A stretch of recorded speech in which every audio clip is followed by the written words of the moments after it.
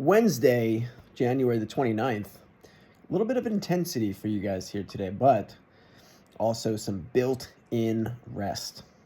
So we're going to try built-in rest the traditional way today.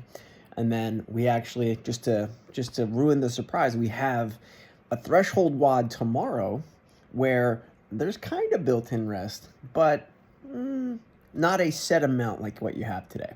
So let's talk about today, Wednesday. Strict pressing today. We're ramping, right? I'm going to keep saying what I've been saying, and that is by now, what I'm hoping is that you know how to make the best of your 15 minutes. And I'll also say this.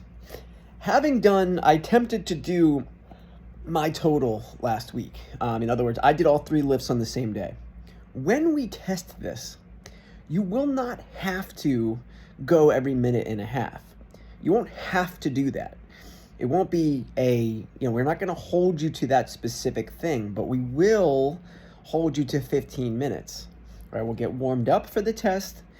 We'll spend our time, we'll spend a good 10 to 15 minutes getting warmed up, and then it's just a 45-minute clock, back squat, strict press, deadlift. You won't have to go every minute and a half, but we're hoping you learn something about whether or not the minute and a half works for you, or, you'd rather have a little bit more time.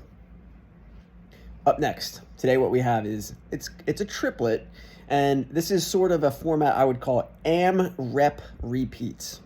AMREP, as many reps as possible repeats, where the movement in question, where you're trying to accumulate reps, is the wall walk. But first, you have a buy-in.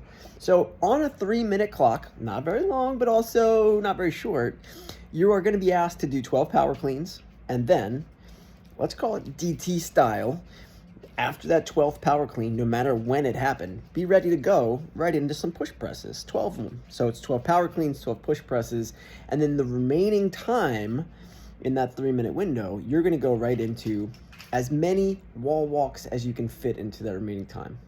Rest 1 minute, repeat, do it 3 total times. Add up your total of wall walks, that's your score.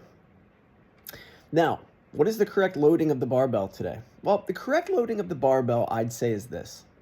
You should be able to touch and go for 12 for both movements. Ideally, it's a loading where, in theory, you might be able to do 12 power cleans, 12 push presses, without much having to put the bar down, if at all. That's ideal.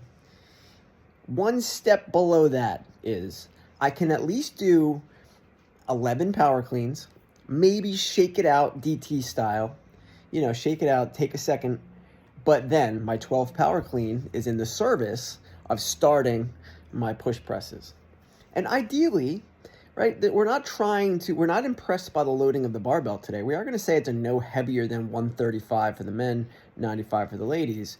But that's really only saying, if everything else I said applies and you can do the touch and go style at 135 or 95, great. That's the right loading for you. But still, for others, it may be more like our overhead squats from Monday, right? It might be more like, I need probably more like 75, 55. I want to touch and go. I want to have the time to do wall walks. Right? We're just trying to fatigue you for the wall walks. We're not trying to crush you for the wall walks. So again, the 135-95 is meant for the sort of, the people who know they can move that bar like that. But for others, maybe 95-65 is better. Maybe 115 or 75 is better. At the very least, we want that first round to be kind of smooth, right? I don't want you feeling like, man, the barbell really crushed me today. 36 total power cleans, 36 total push presses, which are nice, by the way, because you're doing push presses on the day where you started doing strict presses. So it's very nice to start to be able to add the legs in. Get the barbell out of the way, and then chip away at your best possible wall walks. Why are we doing that? The wall walk has continually come up in the open, and we're talking this week more about the open, and I'll talk more about it on Friday. But let's remind ourselves of that movement. Let's get as close to the standard as we can. Let's dial in what our technique looks like. All of those things. And if you're wondering, how do I best modify a wall walk? Well, we have a couple ways, but we like it to be something plank related, right? We like the the open standard modification, which is just a slighter range of motion. We like people to just go to a comfortable wall walk range of motion. It's still modified, but this is not like handstand push-ups. We don't want people doing like dumbbell presses. We'd rather it be something that gets you balancing on your hands, even if it's just, you know, like an inchworm. Like inchworms kind of work in that way.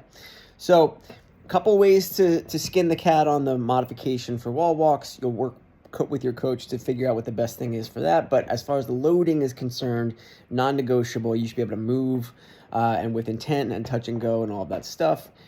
Good luck with this one. We like it.